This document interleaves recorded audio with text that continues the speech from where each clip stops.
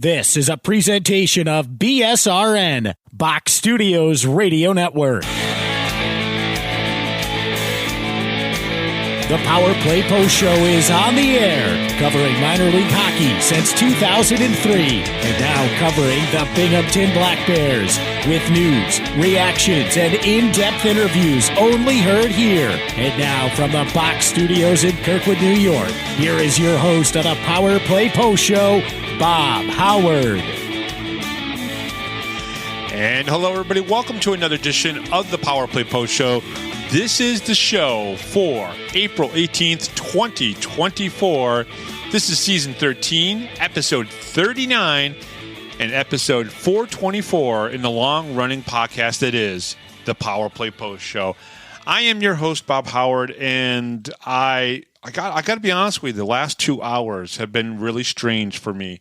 Number one, I got to sit in a very empty and a very dark Visions Veterans Memorial Arena, interviewing our guest this week on the Power Play Post Show. That is going to be Brooks Hill. A great interview. Got to tear down my gear here at the podcast, the Box Studios, the podcast studios that we do this in. Take it into the arena. We set up in a very dark Visions Veterans Memorial Arena, and then we had some lights on in the press box, so it was okay. It was okay. But during the interview, Brooks sent out, while he was doing the interview with me, this is how amazing Brooks is, sends out the Andreas Johansson being named the FPHL Executive of the Year. So that was pretty cool. But I was sitting there, I'm talking to Brooks, and he's opening up about his life and everything. And that's great. We just had Dakota Bond named Defenseman of the Year, one of the Defensemen of the Year in the FPHL. And Dakota really very much deserves that. And then I get back to here, Box Studios in Kirkwood, New York, and I find out that essentially Elmira is going to be out of the FPHL. And I have so many mixed feelings about this. I have so many different thoughts on this that some of them I really can't say because I don't want to offend the wrong people. And the problem is the things that I want to say about Elmira and their situation is not any one of the fans who went to go see hockey in Elmira today. It's not your fault. It is not your fault. It is the fault of many other components and people. And I don't even think it's the fault of the FPHL. I don't even think it's the fault of Don Kernan. As much heat as that guy gets, as much hate as that guy gets, it is not his fault. He tried to make it work there. And in some cases, when you tuned into a broadcast and you heard John Clement or even Cole Parenti doing a broadcast there, you're like, man, it's Elmira. They've got hockey. They've had hockey there since like the early 2000s, and this is the way it should be, right? Should be hockey there. And then you looked at the stands and all the fans that didn't show up, all the fans that never came back from the Jackals days, right? All the people that didn't come to those games, right?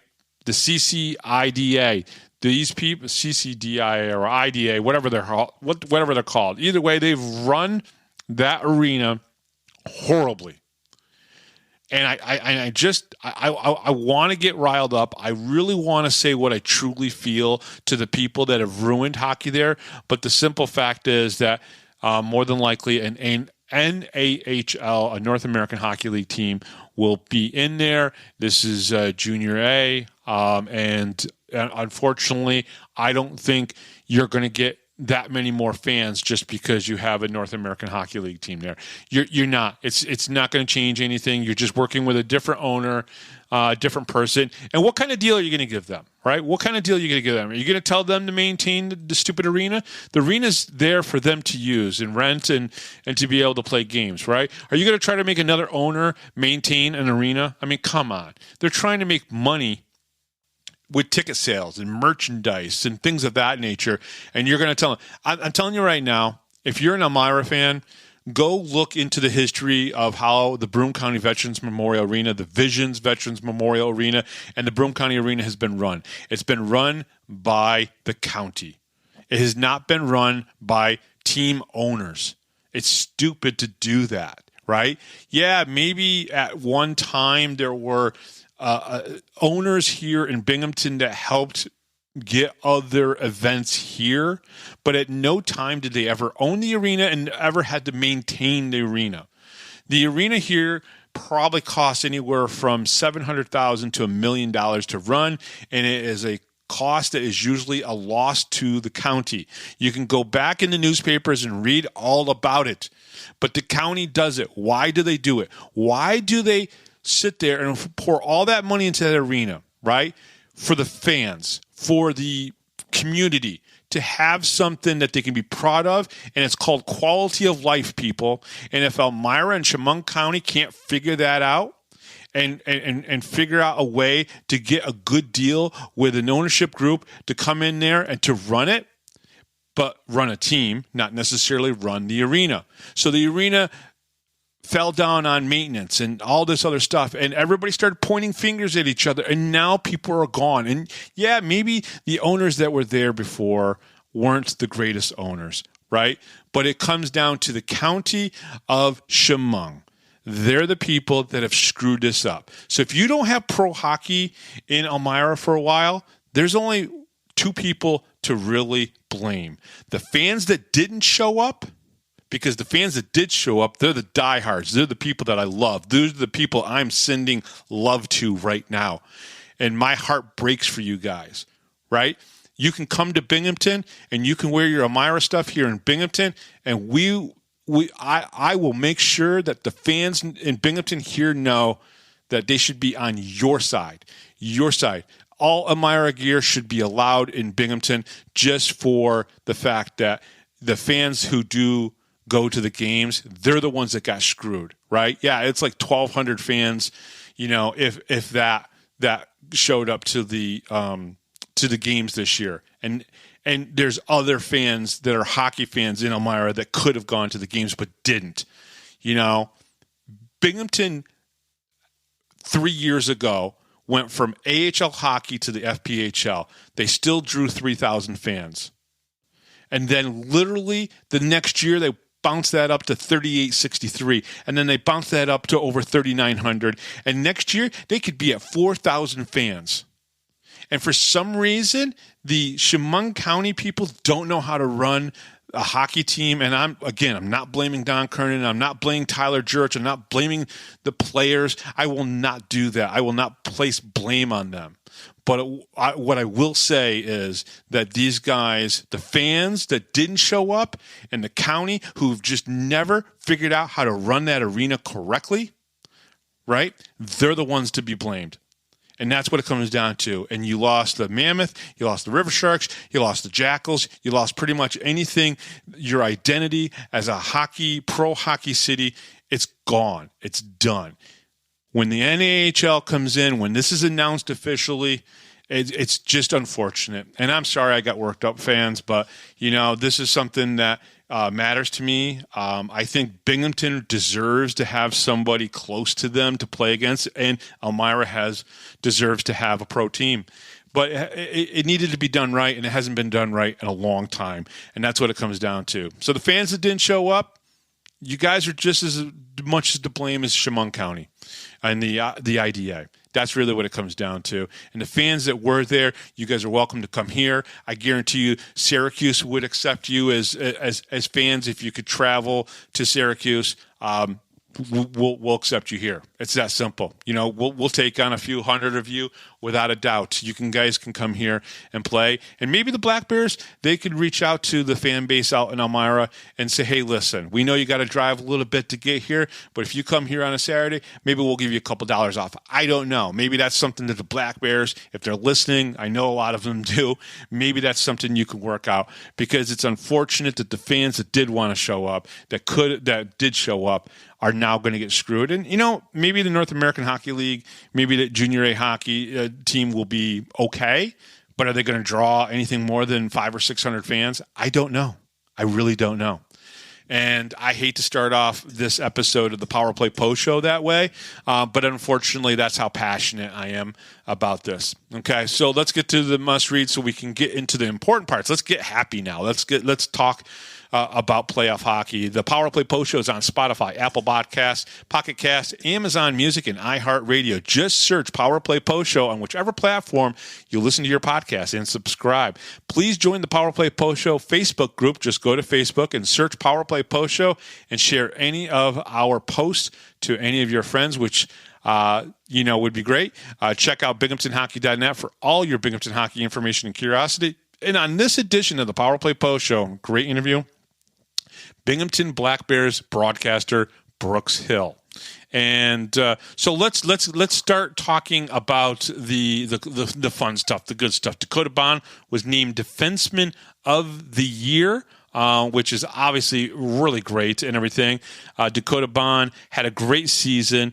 He recorded 16 goals and 35 assists, averaging over a point per game in 44 games.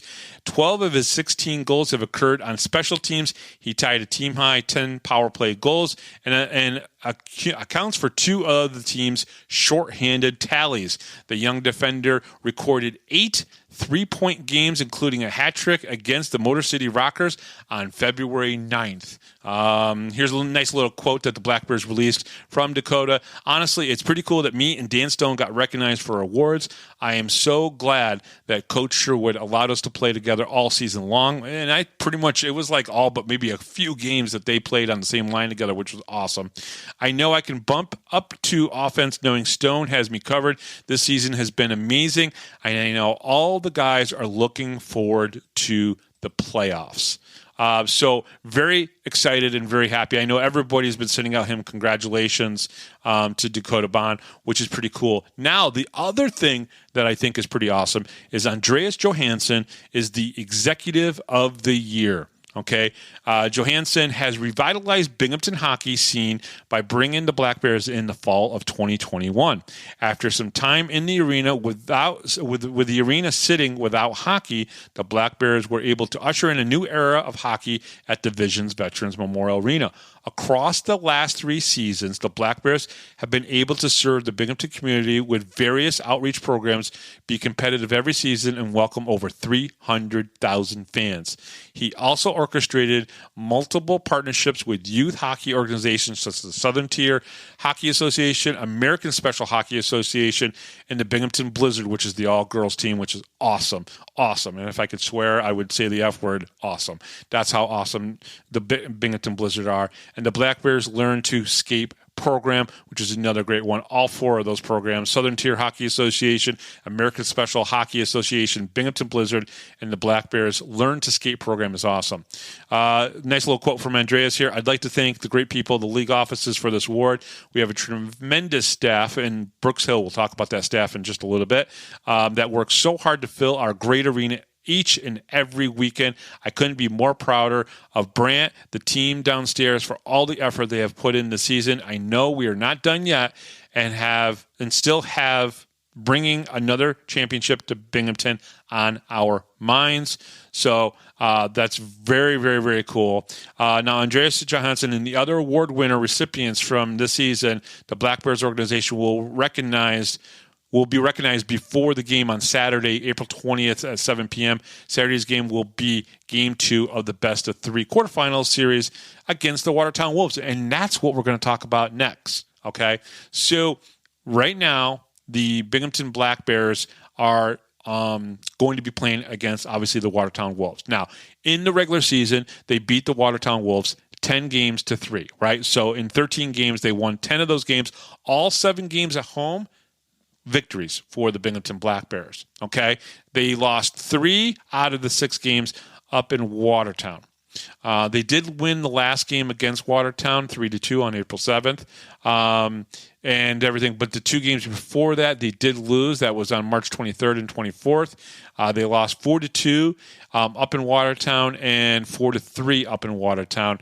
Both of those games were close, but Watertown did get the edge. It's one of the things that you could say, maybe Watertown squeaks out a win on Friday. I personally think they're going to sweep Watertown. They're going to win Friday and then come back on Saturday and win that game as well. Now, let's talk a little bit about this team. Trevor Lord leads the team with 26 goals, 44 assists for 70 points in 53 games. Had a great season, phenomenal season.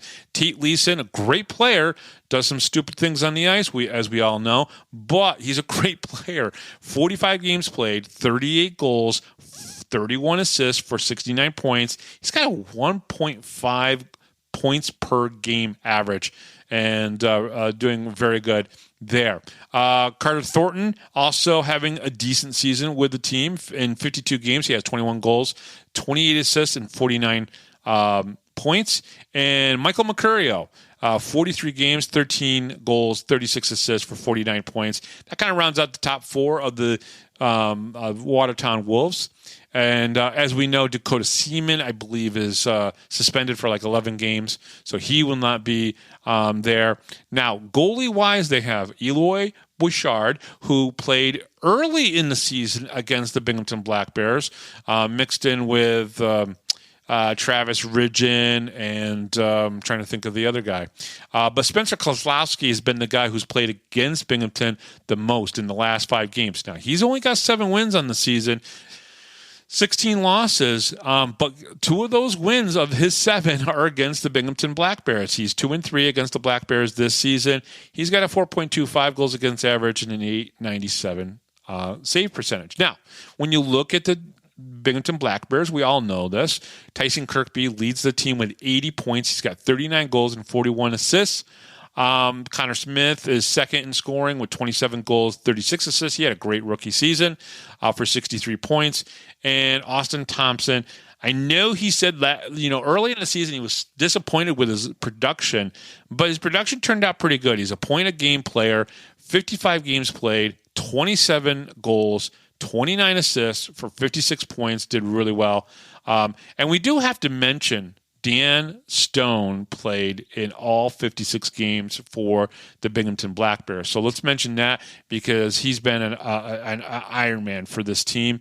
Now, goalie-wise, Connor McAnanama has 19 wins, 7 losses, and 4 overtime losses, a 2.39 goals against average, and a 9.19 save percentage. Nolan Egbert, 12 wins, 5 losses, 2 overtime losses, a 3.22 goals against, and a 892 save percentage. Okay, so the Black Bears have won their last 6 games. Since that 4-game losing streak, they've won 6 games, including one of the games against the Watertown Wolves on April 7th. Okay, now Watertown, they won the last game of the season for themselves. That's what helped get them into the playoffs, as well as Binghamton beating Elmira in the final game of the season on April 13th. Now, when you look at the power play, Binghamton is number 1 on the power play at 29%. Okay, on the PK, they're third at 82%. Okay, Watertown, not even close. All right, they only fire off and score 21% of the time on the power play, and on the PK, they're about 75%. Here's what the keys to this series are for Watertown. I'm going to say it for Watertown, right? They need to stay out of the box. If they stay out of the box, and because if they are in the box, Binghamton is likely going to score power play goals, okay? In the series against the Watertown Wolves, Binghamton has scored power play goals in 12 of the 13 meetings. That's huge. Those are huge numbers, right? And because they've scored that is a total of 21 power play goals in 12 games against the Watertown Wolves. The Wolves, on the other hand, have only scored power play goals in 6 games, and they've scored 10 power play goals. So really big information there. Binghamton has 63 goals in the regular season series. Watertown only has 39, so obviously there's a big difference there. Kozlowski, like I said, has won 2 of the 5 meetings that he's been in, but he's been the goalie the last 5 times for the Watertown Wolves against the Binghamton Black Bears. Eloy Bouchard, who is on the team, he's 1-4 against the Black Bears. So Kozlowski is 2 for 3, and Rosenwig did not get a win in 3 tries against the Black Bears. Now, Levici, who's not on the team anymore, although he's probably going to be available here soon, he is 3-0 against the Wolves. He will not obviously be playing, but Nolan Egbert is 4-2 against the Watertown Wolves, and McAnanima is 3-1 against the Wolves. So here's my prediction. I believe they're going to go up into Watertown. They are going to win game 1. They're going to probably win that game 5-2 or 5-3. Then they're going to come back, and I just think that they're going to have their way on home ice like they have most of the time against most teams, and I believe that they're going to win that game probably higher scoring game for the Black Bears to the point where it'll frustrate Watertown. Now, the one thing that Watertown can do, and I'm going to leave it with this, that they've done pretty well this year. They've goaded the Black Bears into getting into some penalty trouble and getting into some physical stuff.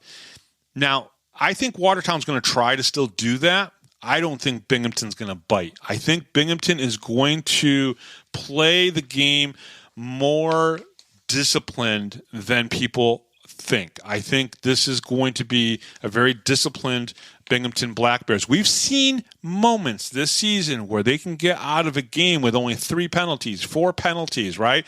Maybe 8 minutes or 10 minutes in the box, and that's it.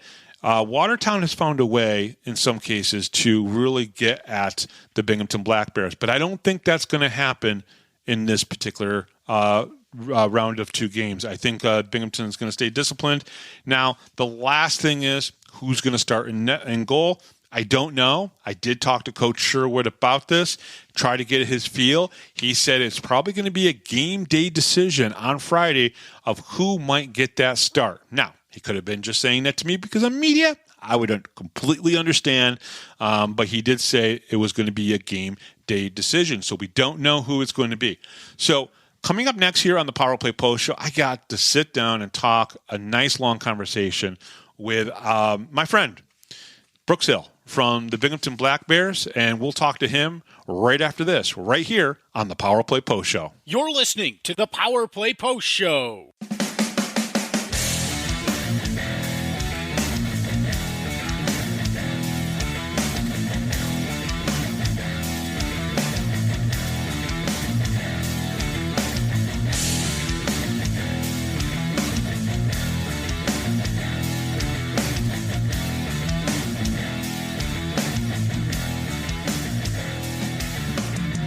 Here is another Power Play Post Show interview exclusive with Bob Howard. And welcome back, everybody, to the Power Play Post Show. I am here at the very dark Visions Veterans Memorial Arena, and this will be the place for Game 2 and possibly Game 3, but I think it's just going to be Game 2 for the Binghamton Black Bears versus the Watertown Wolves. But sitting right next to me here at the press box here at the Visions is their broadcaster.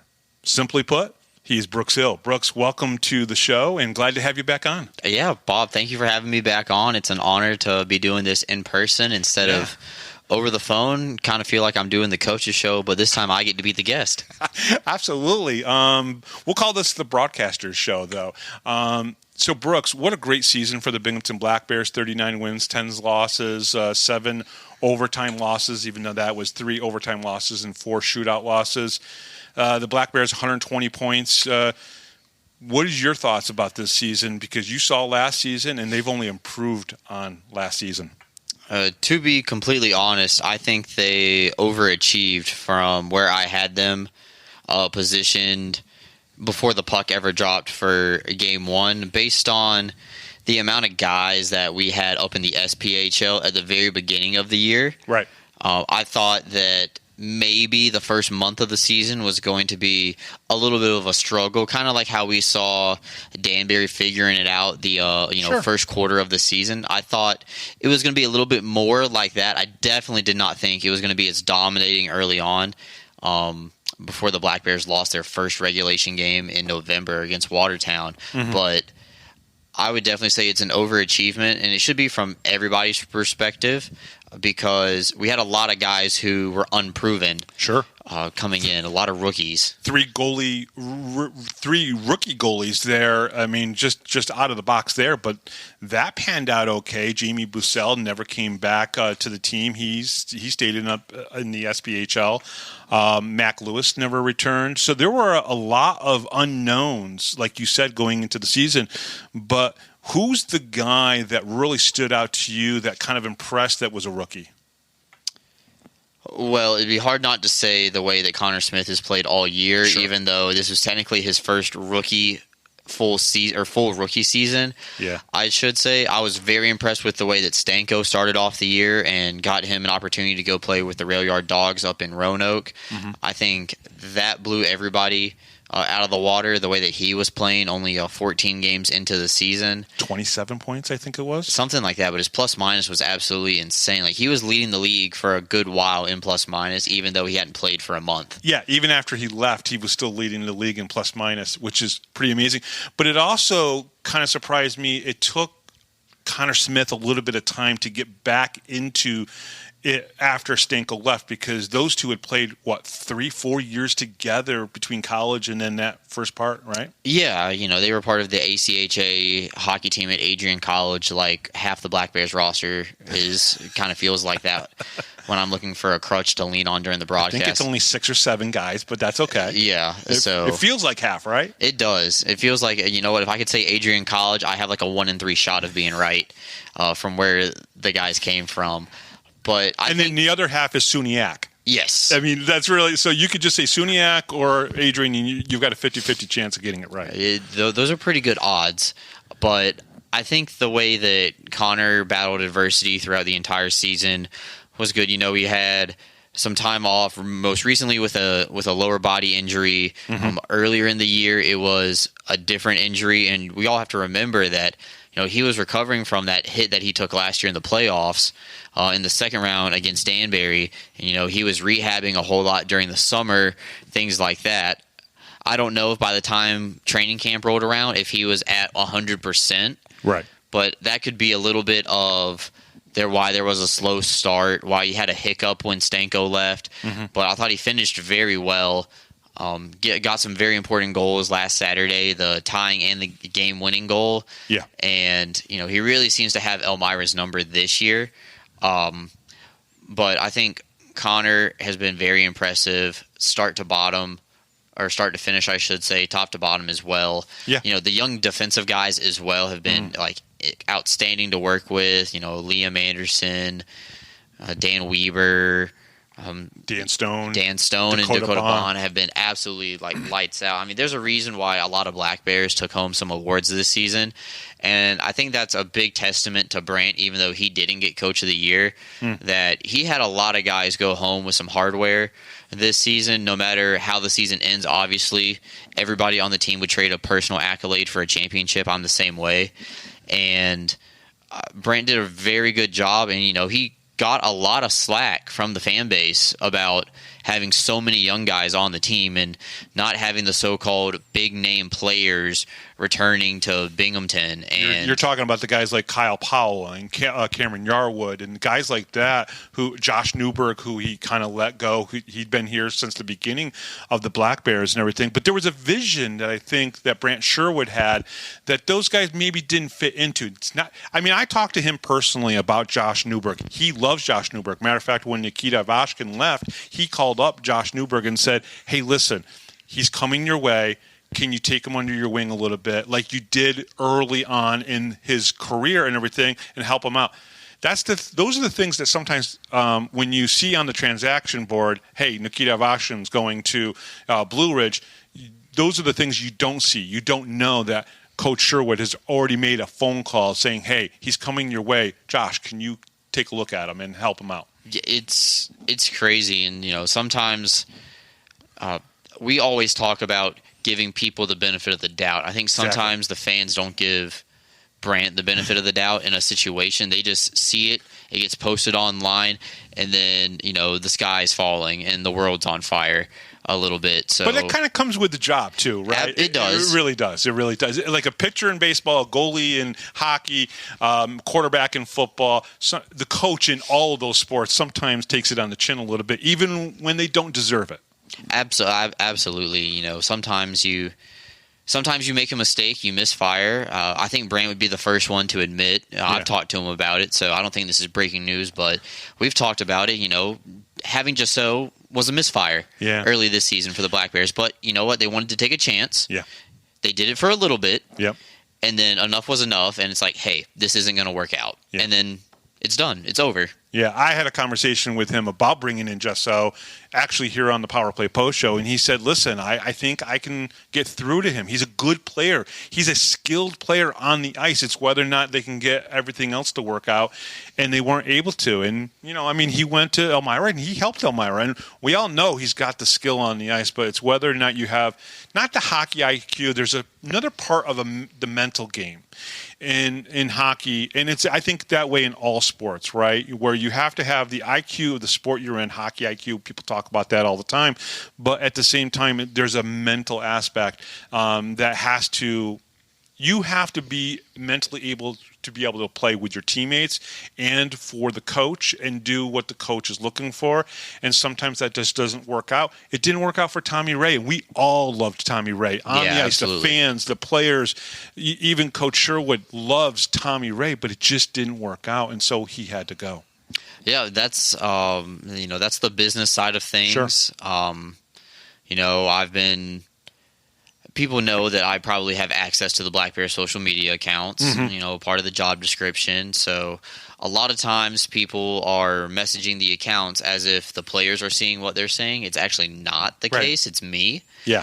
And it is kind of funny how people don't understand how social media works sometimes. Yeah, it is. And a lot of times I get messages from grandmas or aunts and uncles, outside of the household family, right, extended family. And about I'm coming to see so-and-so play tonight and this, and this. I'm coming from this spot and this city. And you don't have the heart to tell them that, oh, hey, this person's scratched or right. They're not going to be playing. Or it's like, how come so-and-so didn't play? He left me tickets. And it's like, hey, this is a business, not a charity. And we're in the business of winning hockey games. And we're going to put out who we think is the best fitted for that particular night. Now, absolutely. Let's talk a little bit more about the 4-game losing streak. It's the only losing streak really in the season. There were 2 games against Danbury back-to-back. I think the final one of that was on New Year's Eve and everything. But the 4-game losing streak, kind of people that were like, uh-oh, what's going on? You've mentioned it on the broadcast that, don't panic. And, and there was no reason to. Obviously, they won 6 games after that, leading into the playoffs and everything. And they won all 6 of those games in a different manner. There was overtime. But the 4-game losing streak, why do you think that happened? I think... Because it's a tough question to answer. It absolutely is. I think there was a lot of talk about let's win the division. Sure. Let's win the division at home. Yeah. Even though we needed help from somebody to beat Motor City that night. I think it was Columbus. Everybody in the video rooms watching the Columbus game. We're having the post-game jersey auction. Yep. Okay, when can we put it up on the video board that we've won the division? I think winning the division so early on kind of took a little bit of pressure off, and it leads into some big letdown spots, I would say. And that's only human nature. Hey, right now we have won our division. There's not really too much more for us left to play for these last 10 games. Just beating out 15. Carolina for the final, the second spot when it comes to home ice in the playoffs. Yeah. And at that point, it's almost, redundant.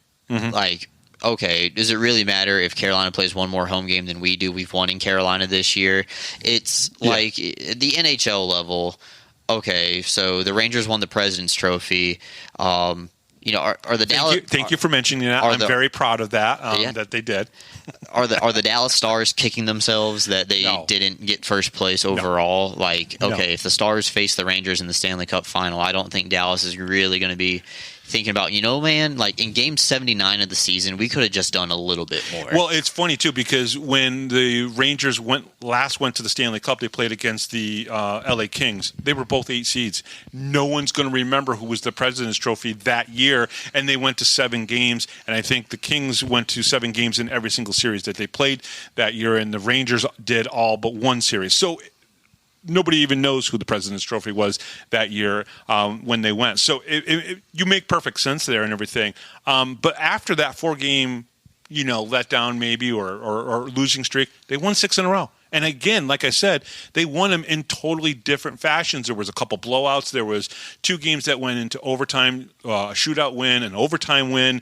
There was a lot of great play and great comebacks. And that's what this team is kind of built on this year, coming back when they're down or winning really strong games. But the no quit mantra, it just seemed to happen so much this season. I'm glad the no quit thing has really taken off. I loved it. I posted that on my Instagram. Yeah. And a lot of people interacted with it. So hopefully the team is taking it on. And I wrote about it. I wrote about the no quit mantra in one of my day after game reports because I really believe that this team has a no quit mantra.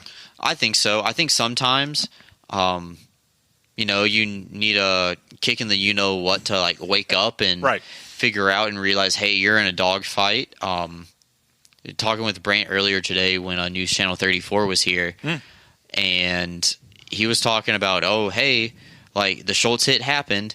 And then, he's gone for 15 minutes before he comes back. And he was sitting in the box he was in the locker room. Yep. Yeah, and then he came back out and probably wasn't stewing in there. But Brant told me when he was walking back into the locker room, he's like, yeah, like I got on the guys and I was like, okay, guys, the big bad bully's out of the game. Like we can play hockey now.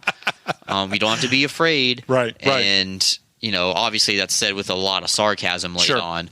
But it's stuff like that gets the guys going. I think once that hit happened, the game definitely did flip back in favor of the Black Bears because, one, they saw a teammate go down. Yeah. He went to the locker room. Yeah. Good thing that Somro did come back and finish able in the third period. But also, something that motivated them, Josh Fletcher not being afraid to go over I talked to Josh after the game about that and everything. They were doing the autographs and there was the post-game skate and everything, and everybody was having a good time. And I said, Fletch, I was like, nice fight. He goes, well, we fell down. Yeah, sometimes that's all you need. He had the confidence to go in there. Yeah. And I think that earned him a lot more respect with the guys. Not that he doesn't have any, because I think guys who have been here since the beginning of the season, like through training camp. Was it Leeson that he got cold-cocked from behind, and he turns around, and there was no anything. He just got up, dropped the gloves, and I think Dakota Seaman might have hit him, and then he dropped the gloves with Leeson without even thinking about it. Was it Leeson or Seaman? I can't remember which. I think it was like the wires crossed, and immediately. Yes. I don't even know because he hasn't gotten a haircut all season. I think his hair was covering his eyes. I don't even know if he saw who he started punching. Well, I don't think he knew that he was going against Jake Schultz either. He just got up and just went after him. Oh, he knew. He knew. Okay. He knew when Schultz said, "Who wants it?" and Fletcher skates over, said, "I do," and sure enough, he stepped to it, and that was the moment that definitely changed the game for Saturday night. It did. But because it took Schultz out and it allowed them, like Coach said, to play hockey after that. And then there was like this pep in the step. And it's like they're down 3-1. And in the back of I'm over here exactly where I'm sitting now for this interview and everything. And I was like, well, okay, it's down 3-1. Schultz is out of the game, so maybe the possibility of an injury is kind of out because he already laid out Somro, and Samaro's off the ice and everything. So, maybe nothing really is going to happen. Then they come out in the third period, and it's like there was like a fire in them to knock them out of the playoffs at that point because, yes, Watertown was leading at that point, probably 6-2. I think it was a combination of things. That self-pride, playing in front of the home fans, of course, because I always made the comparison when I was at school at ECU, and we had a big crowd at a basketball game. Mm-hmm. It was always great. But then the team goes and loses, and it's like, people who might have come to the game for the first time now have a sour taste in the mouth because they saw their team lose by 10 at home in a basketball game. And I was like, oh, these people aren't coming back. I don't know if that would be the case here with the Black Bears fans, but losing at home is always something that I think worries coaches. It worries players. But I think they found a combination of motivation in the locker room to come out in the third period. Truth be told, I think a lot of the new guys want to stick it to a lot of the old guys who are playing for Elmira. I got you. I know what you mean. Yeah. I mean, I don't think I need to explicitly say like what they think about it, but I get you. That's definitely a factor in what drives the Black Bears, like when they're playing against the River Sharks and a lot of the teams that have former Black Bears players on them. I don't know this for sure, but I think that Tyler Jurich has brought on a lot of the former Black Bears players thinking that he could outcoach because he played in this league for a long time, Brant Sherwood. Now, I don't know that for sure. I've never talked to Tyler, and I know Tyler's listened to this show a couple times and everything, but what I'm saying is I think he really thinks that he probably could have outcoached.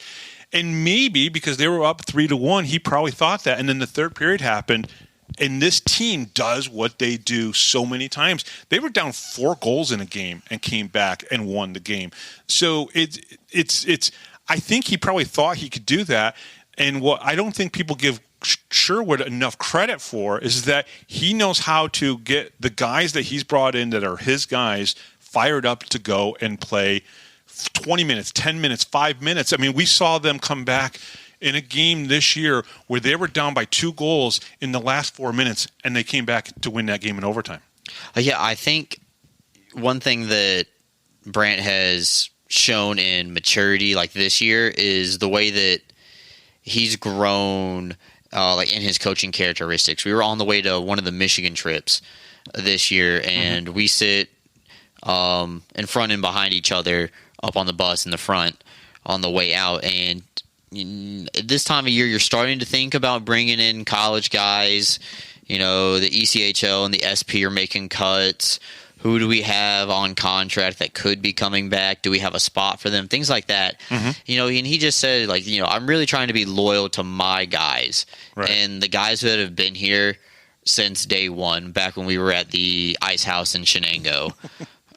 You know, he said a lot to be said for the guys who, you know, stuck around, maybe could be playing up a league higher or 2 leagues higher, but, you know, they want to be here. They see the mission, and he's like, we ought to really reward that instead of chasing after a new toy, which may or may not work out in the system that the Black Bears are playing. So by far, the thing that I'm most impressed about Brant this season from when he took over his interim last year. Yeah, one of the things that I also have enjoyed is the fact that he has this innate ability to bring in guys at the end of a season. He did this last year. He did this year. Obviously, Stanko and Smith last year. But he's also been able to bring in guys like Blake Tosto and Kyle Stefan and integrate them in, and they've contributed it in a big way.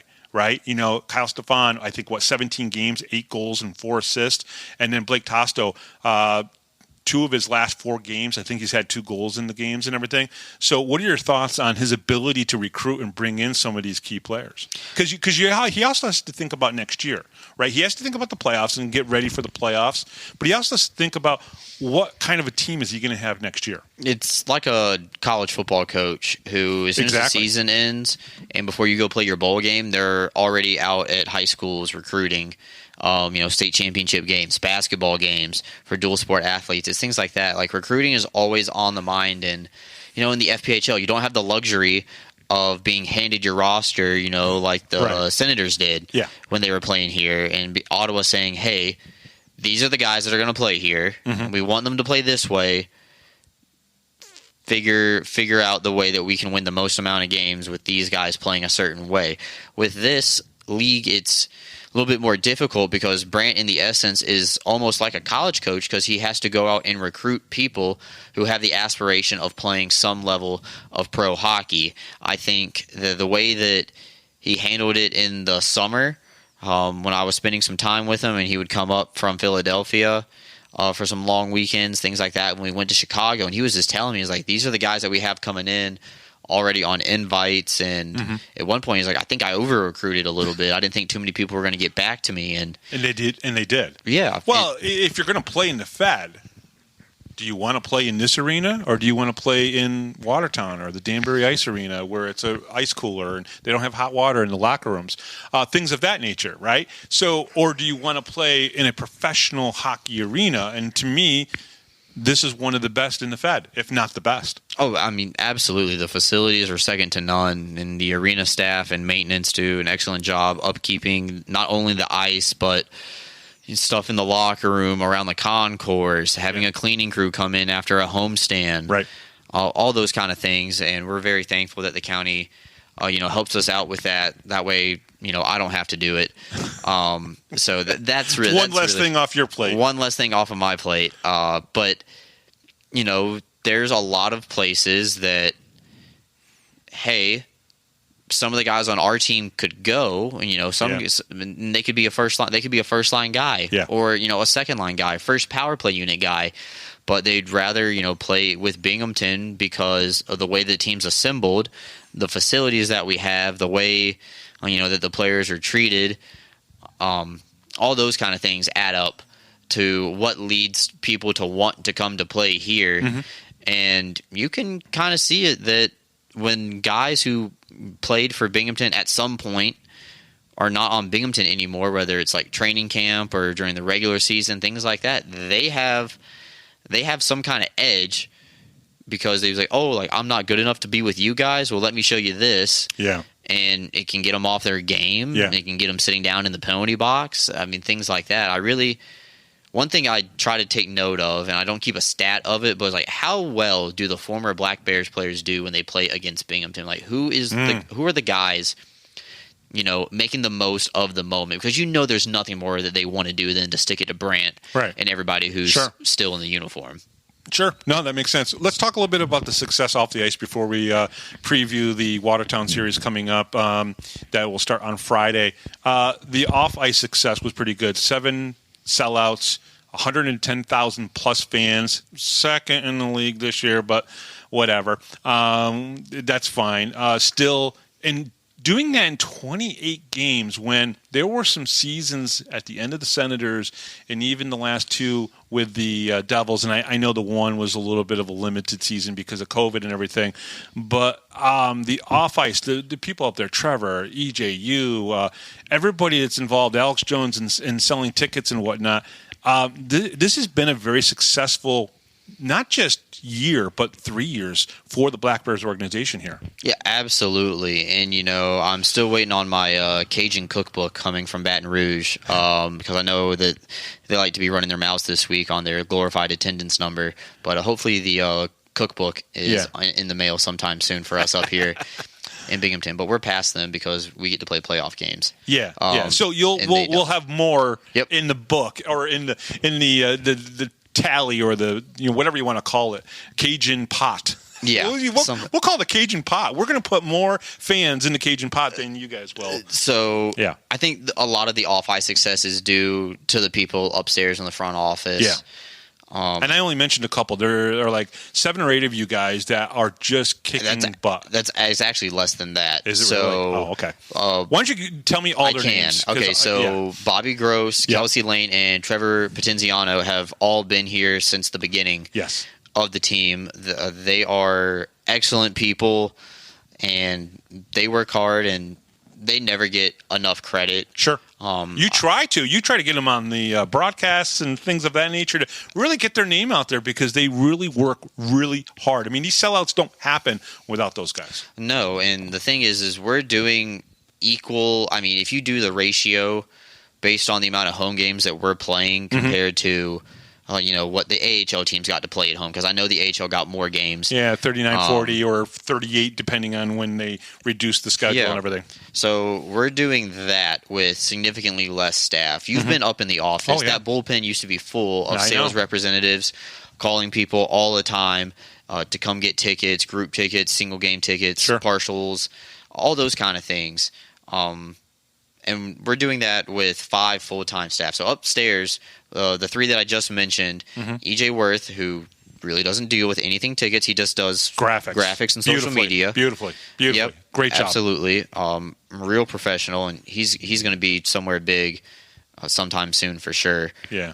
The way that he works, because he's better than a lot of graphics that you'd see in the NHL or AHL. I agree. He can step in at any time. The only thing lacking on his resume was he hadn't worked for an organization. All of his stuff was freelance. Yeah, well. So now that we're crossing that off, he started as an intern last year and now has a full season underneath his belt. I know that he's going to have big things. Alex Jones actually is a full-time teacher. Yeah, I was going to say he doesn't work full-time, but he does group sales. Yeah, so Alex is really big. He's been a teacher for a couple of years now, so he knows how the academic systems work, like who are the right people to talk to in certain schools, things like that. Even though he doesn't necessarily teach in this area, he's got the contacts. He knows the ins and the outs of the business, and him coming in about like the second week of the season last year was also a big help, not only because he was doing good in group sales, but he started coming on as color commentator for me as well, and that it always helps me. I love doing games with a partner, whether it's Bobby filling in because Cole or Alex couldn't make it, right? Or Cole and Alex switching off with each other based on Cole's availability. It really makes my job that much easier. And then we have Josh Williams downstairs, who I continuously say is a wizard. We're so lucky that we still have him from the AHL days, and along with his video crew, many of which who were Bing Devils employees or Bing Sens. Running the cameras. They know what to look for at a hockey game. They have a good time, and they're really happy with this because they're not having to follow as tight as schedule or tight of rules that the AHL is passing on to them. So that's essentially like our staff. Only 5 full-time. Everybody else either part-time or like a game day employee. And it just, when you see stuff like attendance records, things like that, it's all for them. Like I try to sell tickets like when I can, or when they don't want to answer the phone because they're too busy or they're stressed out. Like or tired. Yeah, like I'll help out like when I can, but like I'm bringing in pennies compared to like what they're doing for the team, and I hate it because they don't ever get the real recognition that they deserve, because a lot of times people don't see them. It's just, can I have my tickets? Things like that. They see them for 10 seconds at a time, things like that. I have a luxury of doing interviews like with people like you, news stations, press conferences. I'm seen on camera a lot, things like that. And I'm trying to say this in the most humble way possible. Sure. People know who I am based on, the broadcasting and the journalism side of the job. I try to make it my opportunity to talk about them and to include them and get them to be a part of it, because they work so hard. I think you had Julia last year on one of the broadcasts. She's awesome. She's down in the SP. Yes, with the Pensacola Ice Flyers. Yeah. So and she did great when she was here and everything. Broadcaster of the year. How cool is that? I was going to see how long it was going to take you to bring it up. Hopefully you weren't going to. Why not? Why not? I mean, listen, you're doing a job. You are one of the best in here. Last year, when you first started, you weren't one of the best. You have grown so much, and you should be recognized for that growth. I mean, how many hockey games had you called when you called that first one last year? 0. Okay, so it was rough. You even admit that it was rough the first game and everything. And now it's fluid. And it's, where the puck is on the ice. You could close your eyes and you're telling us where the puck is on the ice. So much better. And let's be honest. There are some good broadcasters in the Fed. We've got Jeff Bear up in Watertown, who's been doing it for, quite a few years now. We've got the guy down in Columbus, Brendan Riley. He's good. He's a rookie. Ooh, Tom Callahan. Tom Callahan. He's the guy I was trying to think of and everything. Brendan's over in Carolina. Yes. So I've had them both on the show and everything. But you have done such an excellent job at just getting better at every single aspect of this. Now, this job isn't just about being a broadcaster, and that's probably what you're getting credit for.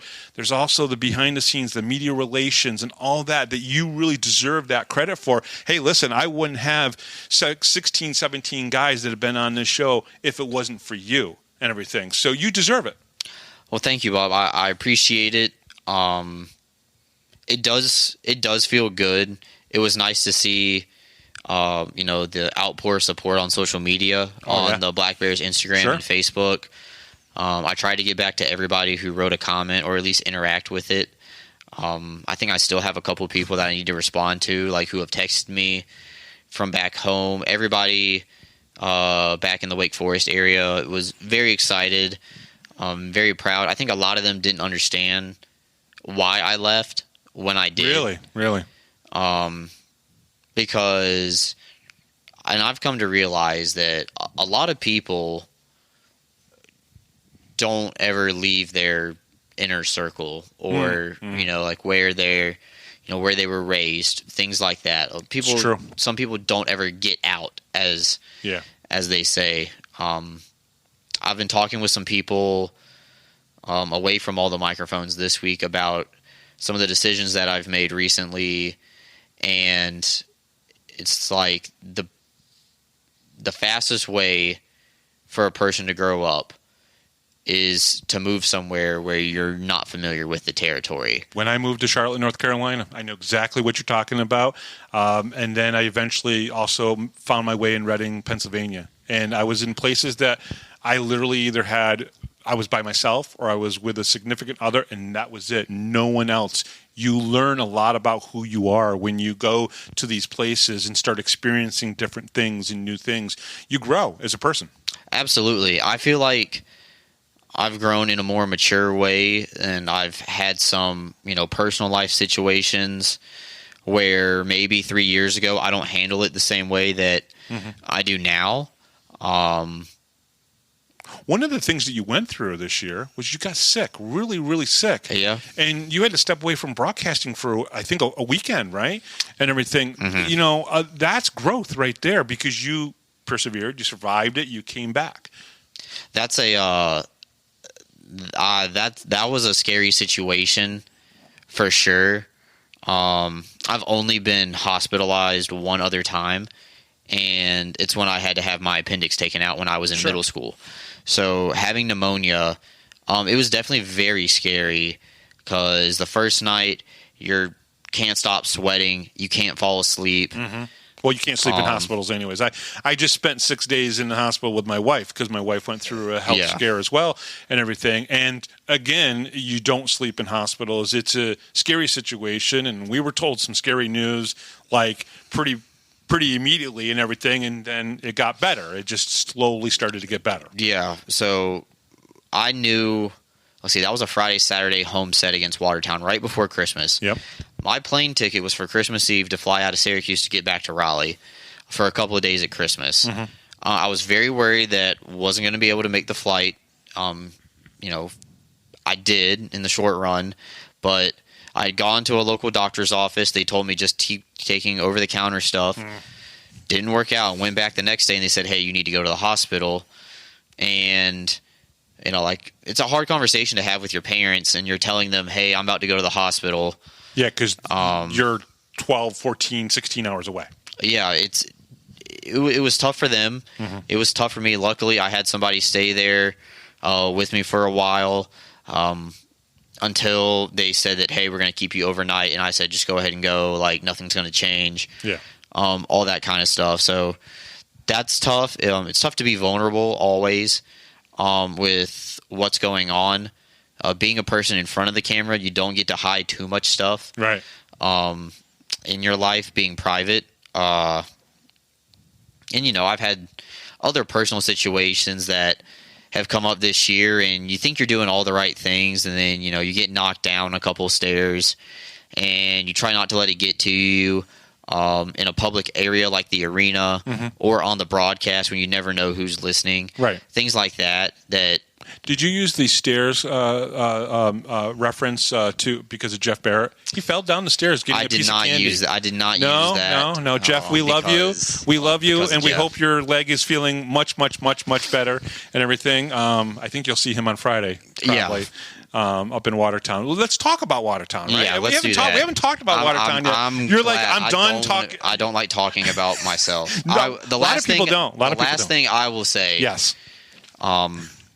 about the award. It's an honor to be recognized. Yes. Because it justifies the work that I've done, the decision I made to leave home and come here to work for the Black Bears. That part is great.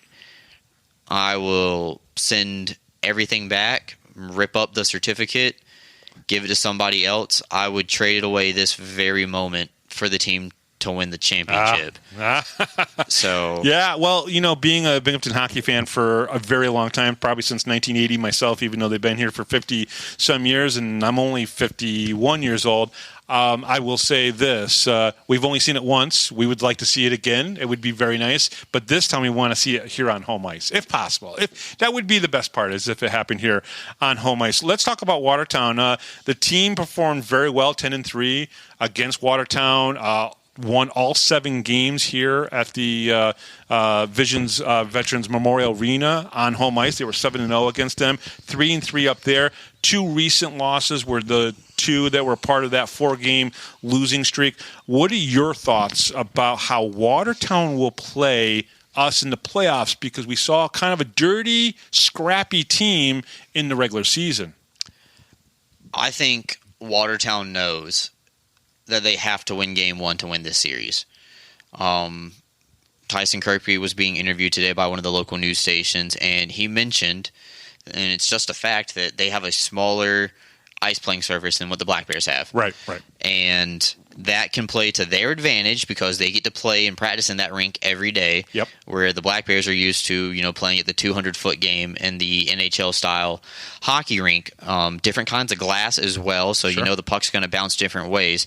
I think what Watertown does good at home, and especially against the Black Bears, is they transition the puck very well, and they get a lot of odd man rushes.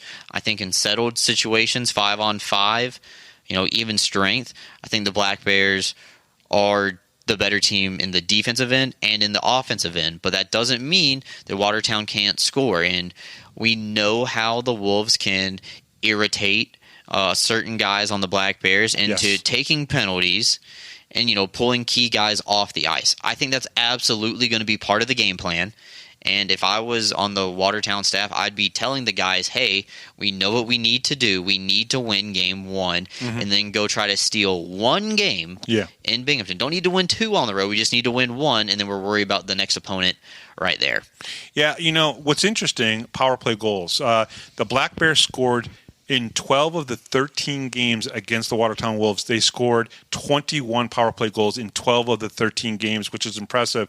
The Wolves, on the other hand, only scored 6 in 6 games, only 10 power play goals. So the Black Bears, if the Wolves commit penalties, the Black Bears could definitely make them pay for that. They can. The Black Bears on the power play this year have been outstanding. We have 3 guys right now who are tied with 10 goals. Yeah. And then Tyson Kirkby has 8, and I believe there's someone else with 6. It might be Oliveri, but they're sharing the wealth, and we saw, especially this last week, that hey, you know what? If you don't have Oliveri on the power play, we got people who can score. Hey, you know what? Tyson's not in the lineup tonight. People can score. Things like that. The game in Danbury that they won in the shootout without their 6 leading point getters on the team dressed in the lineup that night, it's incredible. The Danbury was playing essentially their playoff roster, probably minus 1 or 2 guys, and one of them being their goaltender McCollum. Yeah, that they essentially, I don't want to say they choked it, but Danbury blew a 2-0 lead in that game, and that 5-minute major kind of flipped the momentum in that game, even though Danbury still led at the end of that period. But you just gave the Black Bears the hope. But when you commit a 5-minute major and you can't kill that penalty and you give up 2 power play goals in that is definitely one of those things that will kind of break your team a little bit. Even though they came out because they got the third goal 2 minutes before, didn't matter. Black Bears still had that momentum from that power play. Plenty of momentum. It's just the name of the game. Yeah.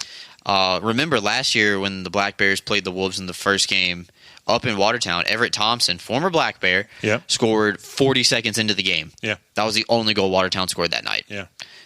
So I think Binghamton can outplay Watertown in the municipal arena. Mm-hmm. I think that with the full playoff roster like available for Friday night's game, then I don't see a reason why they can't win. I can see reasons why Watertown could win, but I wouldn't see like, oh, the Black Bears can't win because of X, Y, or Z. Yeah. Probably the hardest decision for Coach Sherwood to make is the goaltender. When you look at it, Egbert was 4-2 versus against the Wolves, and McAnanima was 3-1. So you have a tough decision. They've both been playing good. They're both 1A, 1B type of goaltenders. They've played outstanding this year, and Sam Levecki played great with Binghamton as well. And he was 3-0 against the Wolves. Yeah, it's crazy just like how goaltending is something that people will never fully figure out about, like why certain people play good against certain teams but not the other. Right. I think Eggie and C-Mac have done a great job all year. And I think Sam's done a great job as well all year. I know he still lives here in town and would commute to Elmira once his release went through. And the thing that just drives you insane about like trying to be a people person, trying to analyze things like as a journalist, as a broadcaster, they talk so much about how they're all friends with each other and they're always rooting for each other. They've said it multiple times on my show. And you want to not believe them because the competitor in somebody would say, no, like, you're in my spot. Right. I want my spot. Right. And I think part of the success is it's actually the truth is what they're saying is, they pull for each other.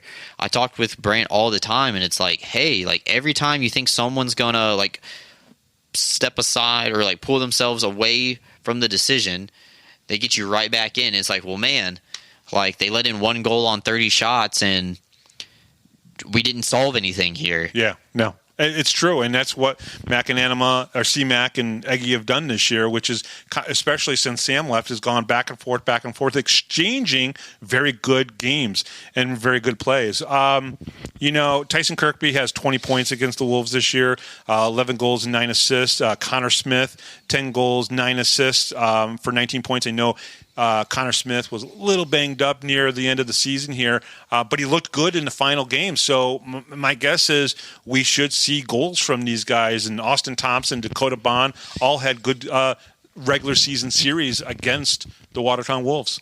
Absolutely. I think, battling back from injury, you want to make sure that your guys are healthy going into the playoffs. I think the way that goaltending is changing across all of professional hockey is... I got to put a piece of tape on that next time. I think one thing that goaltending has been changing over the last couple of years is there's not really too many teams that still have, this is our starting goaltender, this is our backup. I hate mentioning the Hurricanes, but they're the team that kind of really started in the playoffs being like, hey, you know what? Like, we don't have to play the same goalie every game, and we can switch back and forth. No, they started that. That was the thing that happened like 10, 15 years ago where they started incorporating another goaltender in there and saying, hey, listen, we're not paying millions of dollars to have this backup to just sit there during the playoffs. If we need him and we can use him, why not? Do it. Exactly. So Sherwood really does. He has a tough decision, but he's got a good tough decision, right? It's like a good problem to have. A good problem to have, and everything. So whether or not to start Eggie or to start C-Mac, and I think it's going to be interesting. What about the neutral zone play? Do you think this games against Watertown are going to be one in the neutral zone, or is it going to be one in the offensive zone for the Black Bears?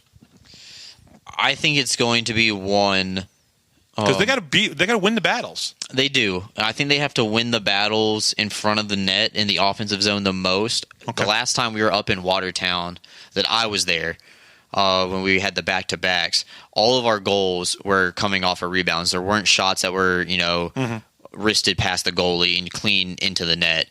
It's okay. Bouchard or Kozlowski made the initial save, and someone's on the back post wide open to cash in. I think that's really how the Black Bears were able to score and win in Watertown in that overtime game. Right. As well, except for the overtime goal is, oh, hey, we're scoring from 10 feet away from the crease, or in the crease for that matter. I think that definitely favors Binghamton. No, the games earlier this year, they were just throwing things by the goalies, and I think Kozlowski and Bouchard figure things out a little bit. Yeah, Rosenwig, it was like just literally, like you said, they could be at the blue line, throw the puck at them, and it was going through. And I'm not trying to disrespect Josh Rosenwig, but that's the way it was. Bouchard had a little bit of that problem, but then when Kozlowski came in, he's played the last 5 games against the Black Bears, and he's 2-3.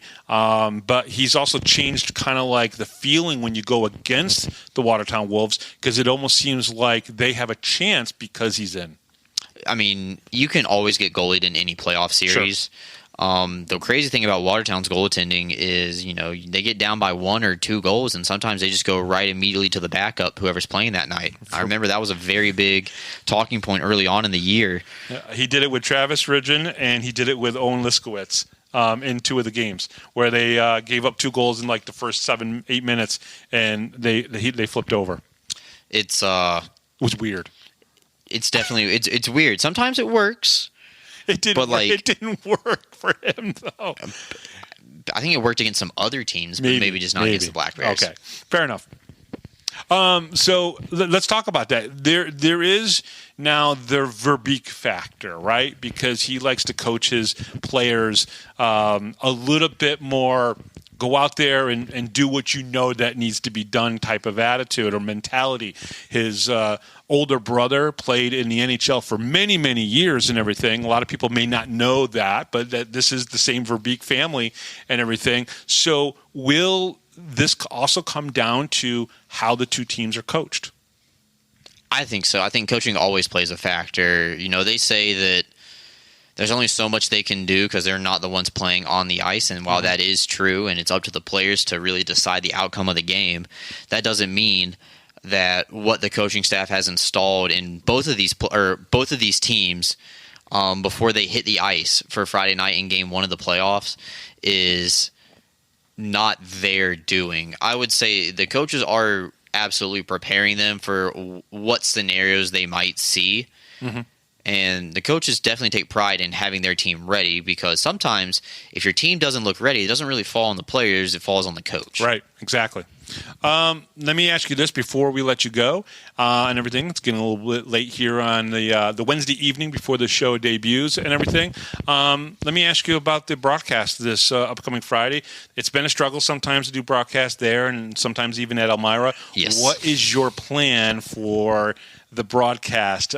Because I know you're even nervous about it. I can tell you're even a little antsy about it, because you have been throughout the season trying to get a good broadcast up in Watertown. What is the plan? Do you think it's going to go okay? I've been trying so hard and coming up with different solutions. I asked Josh if he knew anybody who drove an uplink truck. Ooh.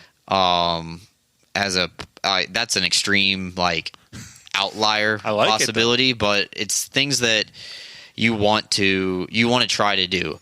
I know when I stay behind with Cole or Alex and do the game from the office, where the internet is great and I don't have any problem, that it doesn't do it justice. There's no natural sound. Yeah. I'm reacting to it just as anybody would be reacting on a monitor anywhere in the world. Yeah. So I know that's a thing. I understand that some people have been able to put a 480p stream out and it will skip like a schoolgirl, going through all the frames and everything like that. Right. I get that. We've gotten the best mobile hotspot that money can buy. It's just the fact that Watertown's municipal arena does not have the capabilities of sharing Ethernet from their press box or the space in the press box for myself or Cole to do the broadcast. And for that reason, we're staying behind on Friday night. You are. We're doing a YouTube stream from the arena. Just like we would do any other game, we're going to try to have a big production. Josh has volunteered to be here Friday with us, and we're going to have lights. We're going to have camera.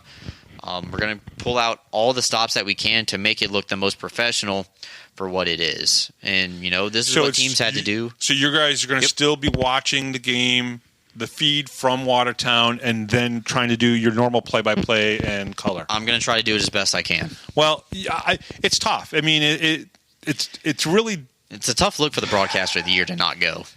Well, yeah, but if they can't give you a good setup up there, and it's not Jeff Barrett's fault. We're not blaming Jeff Barrett, so please, whatever you do not give Jeff Barrett any hate on this. It is not his fault. It is just it's the type of rink it is. It's a community rink that is got some seating in it, but it's like going to BCC Ice Center and and trying to do a broadcast there. There's not even a broadcast booth there, right? So that's difficult. I think up in Watertown, you're up in a corner. You're in the corner stairwell, the famous corner. Corner stairwell. You can't even sit down. I pull a chair out there sometimes. Oh, do you? But sometimes the arena staff gets upset when I ask to borrow the table or the chairs. You know the best part of you guys doing it from here? You can go grab the chair and do the rally chair if you need to. Well, did you see the picture? I took a picture. I got a few pictures of you. I saw a lot of people with pictures. Glad it's catching on, and the guys out on Saturday night after the regular season ended were out on the town, and a lot of them came up to me and be like, when we saw the rally chair when the game was tied like at 3-3, he's like, we knew we were going to win that game. And he's like, look at Brooksy up on the video board. Wait, the players on the ice said they were looking up and they could see you, and they were looking at the rally chair. I had 4 guys who said they saw me on the Jumbotron with the chair above my head. Oh, that's awesome. That's great. That's great. It's catching on. It doesn't mean it's going to happen every goal. I told everybody that it's only in special occasions. And it's a rally chair because at one point you are trailing. Yeah. It's not we're up 3-0, let's bring out the chair. No, it's rally chair. It's for come from behind opportunities. And you know what? If it gets everybody in the arena energized and it gets the guys fired up, then when I looked over and I saw both chairs up, I thought Cole Parenti was hitting you with a chair. I was a little nervous for you. He couldn't hit me with the chair if he tried. Really? Because he's bigger than you. Doesn't mean anything. You don't think bigger doesn't mean anything. I thought he could take you. I don't know. You're saying you could take Cole Parenti. Experience outranks everything. That's perfect. Brooks, thank you so much for coming on. We really appreciate it. And YouTube channel, you guys are going to do a big production. And then, of course, on Saturday night, tickets are still available, and people should come out and support it. I'm stuck tied to a computer, unfortunately. I will not be here on Saturday. I'm really upset about that. But I've already done my predictions. I said that the Black Bears are going to win in 2 against the Watertown Wolves. I have no problem saying that. Matter of fact, I already said on TV that they're going to go all the way. So, well, we definitely appreciate all the work that you put in covering the team all year long. Tickets are available at BinghamtonBlackBears.com/tickets, or you can call the office at 607-722-7367. We're going to honor all of the award recipients before the game on Saturday. Nice. Will that be on the YouTube broadcast? It should be. I can see that? It should be. Great. Because you got something, and Dakota Bond was Defenseman of the Year. That's freaking awesome. We got the all rookie team, and we got the first team All Stars. Awesome. Yeah. So a lot of guys. We're going to recognize those guys on Saturday night, and that's one of the luxuries of knowing that you have a playoff game so early as you can do stuff like this while the playoffs are going on. And the team photo was taken yesterday. Nice. We are going to be giving away some copies of the team photo on Saturday night, so make sure you're one of the first people through the doors. There's only a limited supply of them, so we're going to be giving those out. Big shout out to our friends over at Just Sports Photography, Bill and Nancy and JJ. They do a great job. They're absolutely awesome. All season long. And glad that we can get that together. And that's also another luxury is, I kind of dropped the ball a little bit on getting the team picture scheduled because we were focused on the that other media project that you saw about. So that was definitely on the front burner, and the team photo was on the back burner. And I kind of covered for myself, being like, oh, yeah, they just had to move some things around, but, we're going to be here on Tuesday. And it was like, okay, great. And sure enough, photo was taken. Didn't hear too many complaints about it, and we're excited the way it turned out. All right, Brooksy, thank you very much. Absolutely, Bob. Thank you. And we'll be right back right after this, right here on the Power Play Post Show.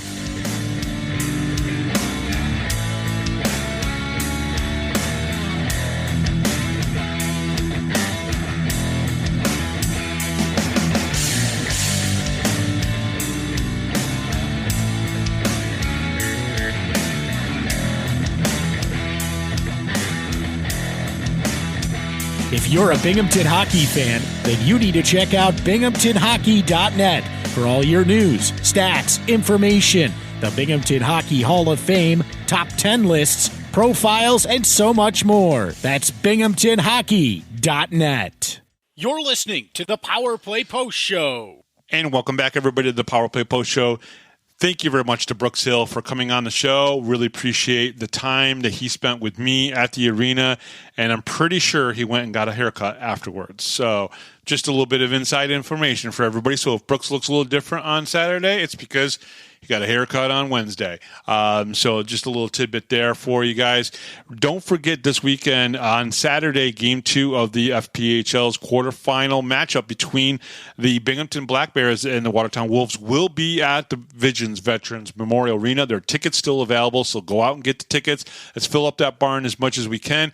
And they will be recognizing all of the award winners from this season that the FPHL gave awards to. That'd be like Dan Stone, Dakota Bond, Tyson Kirkby, Connor Smith, Brooks Hill, Andreas Johansson. Congratulations to all you guys. They'll be honoring them guys at the game before the start of the game. And then we'll obviously have Game 2. Hopefully that will be I know it's going to be Game 2, the deciding game to win the first round of the playoffs for the Black Bears. I'm pretty confident about that. The Power Play Post Show is on Spotify, Apple Podcasts, Pocket Cast, Amazon Music, and iHeartRadio. Just search Power Play Post Show on whichever platform you listen to your podcast and subscribe. Please join the Power Play Post Show Facebook group. Just go to Facebook, search for Power Play Post Show, and share that with any of your friends and family. And check out binghamtonhockey.net for all your Binghamton hockey information and curiosity. Thank you to Rob Lepolis, our MC, John Patitucci, our musical director, and Binghamton Black Bears broadcaster, Brooks Hill. I'm Bob Howard. Thank you for listening to the Power Play Post Show this week. Go Black Bears. We'll see what happens. And we'll talk to you guys this upcoming Sunday as we wrap up, hopefully, the 2-game victory over the Watertown Wolves. We'll talk to you next time right here on the Power Play Post Show.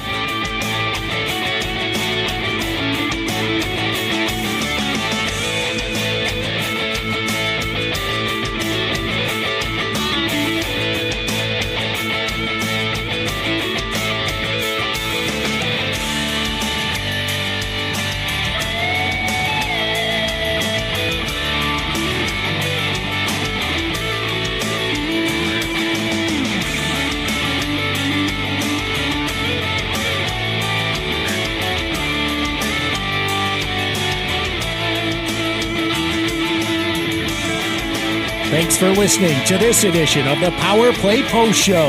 Be sure to tune in next week to the Box Studios Radio Network for all the latest Black Bears news and interviews from around minor league hockey. The Power Play Post Show would like to thank John Patitucci for all the music you hear on the show. You've been listening to the Power Play Post Show.